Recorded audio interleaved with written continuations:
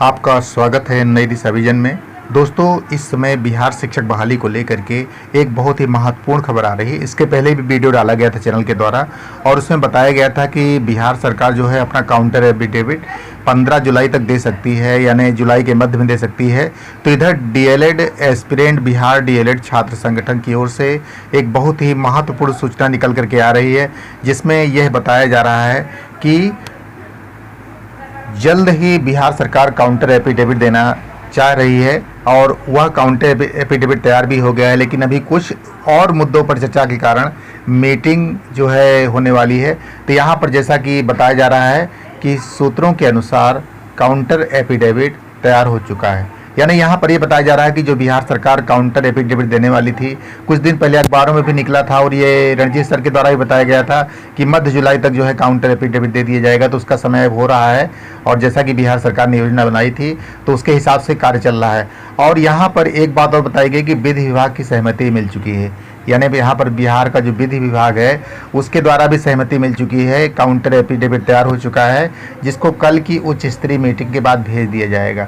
यानी यहाँ पर एक और उच्च स्तरीय मीटिंग होने वाली है। अब यहाँ पर प्रश्न ये उठता है कि ये उच्च स्तरीय मीटिंग किस बारे में की जा रही है। यहाँ पर यह बताया गया है कि अधिकारियों की मीटिंग यह भी तय करेगी कि क्या डबल बेंच में जाकर प्राथमिकता और दिसंबर सीटेट के मामले मैटर पर जो है कुछ चुनौती दी जाए।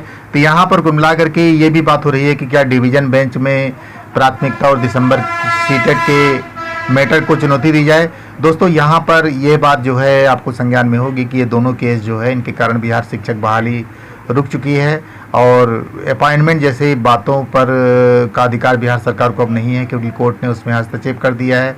तो यहाँ पर जो अधिकारियों की मीटिंग होने वाली है उस मीटिंग में यह तय होगा प्राप्त सूचना के अनुसार कि दिसंबर मैटर पर स्टे हटाने के लिए सरकार जाए या नहीं जाए, अथवा सिंगल बेंच में ही अपना प्रार्थना पत्र दे।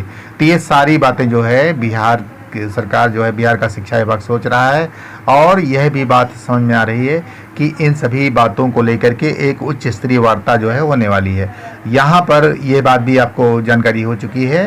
पहले स्तरीय मीटिंग में फैसला होगा कि आखिर क्या डिवीज़न बेंच में जाया जा सकता है या मैटर पर स्टे को हटाने का प्रयास हो सकता है। तो ये सारी बातें जो है निश्चित रूप से इस मीटिंग में होगी और इस मीटिंग की सूचना आपको जरूर दी जाएगी। यहाँ पर आगे जो सूचना निकल करके आ रही है उस सूचना में जो डीएलएड अभ्यर्थी हैं वो काफ़ी हताश निराश हैं। यहाँ पर उन्होंने सरकार को जिम्मेदार ठहराया है और इस बीच में कुछ खबर आ रही है कि 33,770 डीएलएड अभ्यर्थियों ने किया शिक्षक नियोजन के लिए आवेदन।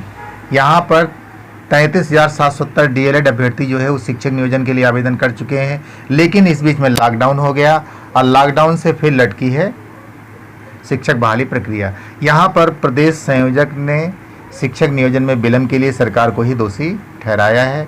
ये एजुकेशनल रिपोर्टर पटना यानी बेतिया की तरफ से जो है ये सूचना निकल करके आ रही है। यहाँ पर यह भी बात बताई गई है कि अभ्यर्थियों ने सरकार और विभाग की मंशा पर सवाल उठाए हैं। आइए पूरी खबर को जानते हैं। यहाँ पर लिखा हुआ है, कोरोना के बढ़ते मामलों को देखते हुए सरकार ने एक बार फिर से राज्य के 31 जुलाई तक लॉकडाउन लगा दिया है। इसकी वजह से जिले में चल रही नियोजन प्रक्रिया को एक बार फिर से स्थगित होना पड़ा है। इसके पूर्व हुए लॉकडाउन के बाद शुरू हुई अनलॉक प्रक्रिया में शिक्षक नियोजन प्रक्रिया को शुरू करते हुए प्रारंभिक विद्यालयों में नियोजन के लिए डीएलएड पास अभ्यर्थियों को आवेदन की अनुमति दी गई थी। यहाँ पर आगे बताया गया है, जिसके बाद 33,770 डीएलएड अभ्यर्थियों की ओर से शिक्षक नियोजन के लिए आवेदन दिया गया था। विभागीय सूत्रों की माने तो 33,770 डीएलएड अभ्यर्थियों ने अब तक आवेदन किया है, जिसमें 26,778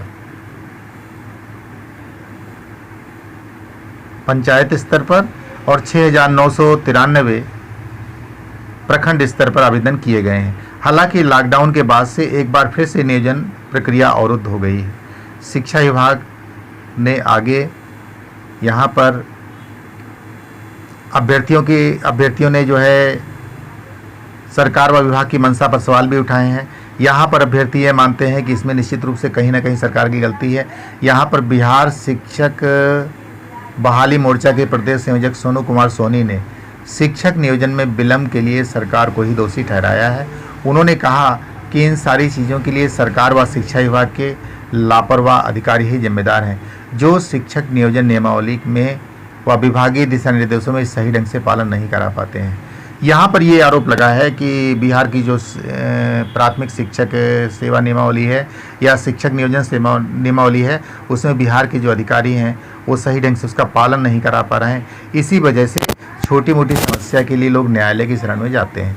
यहाँ पर दोस्तों एक बात यह है, जो यहाँ पर ईमानदारी से कहने वाली बात है कि इसको जो है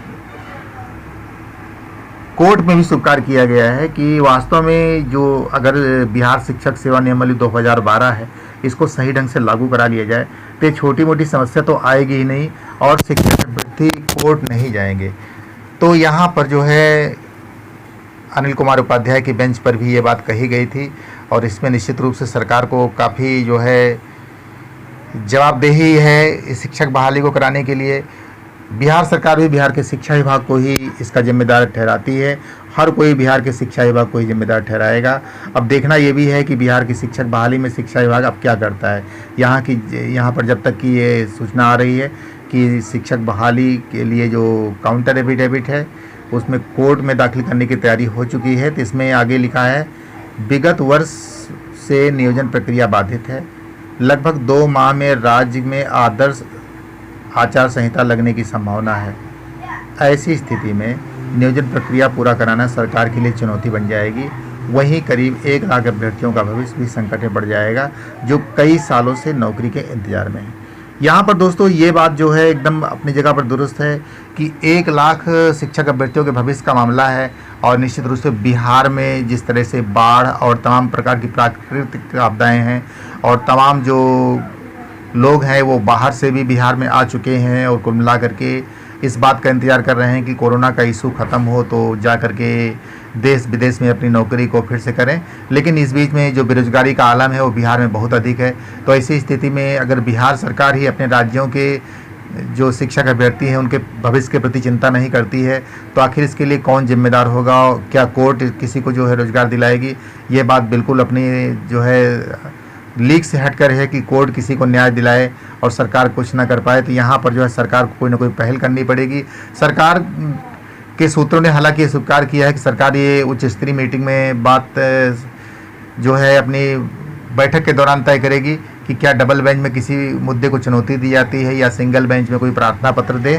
तो निश्चित रूप से सरकार के द्वारा कुछ बात होने वाली है जो कि कोर्ट में होगी। इधर पटना हाई कोर्ट में भी जो है मैंने पिछले वीडियो में बताया था कि जो लॉकडाउन है वहाँ पर लग गया है और वहाँ पर एंट्री नहीं हो सकती है।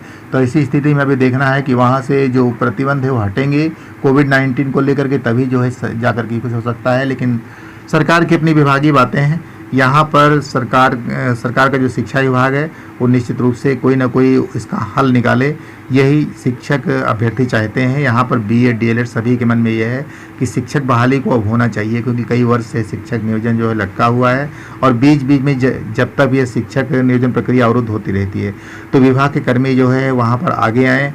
और कुल मिला करके ये भी बात है कि शिक्षा विभाग के कर्मी वहाँ पर विभागीय दिशा निर्देश के इंतजार में है, वहीं शिक्षक नियोजन में हो रही देरी से अभ्यर्थी भी काफ़ी परेशान है। तो दोस्तों यहाँ पर जो है क्या निष्कर्ष निकलता है, निश्चित रूप से सरकार क्या काउंटर एफिडेविट करती है और कोर्ट इससे कितने हद तक सहमत होता है, सारी बातें भी आगे हैं। इस बीच में ये बात भी है कि एक मुकदमा चल रहा है सुप्रीम कोर्ट में, जिसमें बिहार के जो प्रमुख मुद्दे हैं, जिसमें बीएड और डीएलएड की प्राथमिकता का मुद्दा और बीएड को 1 से 5 में बाहर करने वाला ये मुद्दा भी सुप्रीम कोर्ट में दाखिल है और उस पर भी सुनवाई नहीं हुई है। हालांकि सुनवाई चल रही है। तो निश्चित रूप से इस पक्ष में सुप्रीम कोर्ट का कोई ना कोई फैसला आएगा। अगर सुप्रीम कोर्ट का फैसला जो भी आता है, अगर उसको बिहार के जब सभी शिक्षक अभ्यर्थी जो बीएड और डीएलएड हैं वो उसको मान लेते हैं तो समस्या हमेशा के लिए वैसे भी समाप्त हो जाएगी। वैसे भी सुप्रीम कोर्ट का फैसला एक गाइडलाइन की तरह होगा। तो लेकिन अभी उसकी सुनवाई नहीं हो पाई है। निश्चित रूप से 69,000 भर्ती के वीडियो चैनल के द्वारा जारी हो रहे हैं, आप देखते रहेंगे। वैसे मैं अगला वीडियो जो है पैरा 40 और पैरा 41 की व्याख्या पर देने वाला हूँ। तो जो कुछ भी होगा आप लोगों को ज़रूर बताया जाएगा। और आप लोग अगर चैनल पर नए हो तो चैनल को सब्सक्राइब करें ताकि आपको जो है लेटेस्ट और निष्पक्ष रिपोर्ट आपको मिलती रहे। तो यहाँ पर जो है बिहार की शिक्षक बहाली का मुद्दा अभी भी जो है कोरोना वायरस के कारण प्रभावित हो रहा है, लेकिन सरकार तैयार हो चुकी है और एक बैठक के बाद जो है निश्चित रूप से इस पर कोई आगामी कार्रवाई करने जा रही सरकार। तो बिहार के शिक्षा के प्रति इसी आशा में है कि कोई चमत्कार हो और शिक्षक बहाली पुनः प्रारंभ हो। तो आगे चलकर शिक्षक बहाली से संदर्भ क्या होता है उसके बारे में जारी करेंगे अगला वीडियो। तो मिलते हैं आपसे अगले वीडियो में, तब तक के लिए नमस्कार, जय हिंद, जय शिक्षक समाज।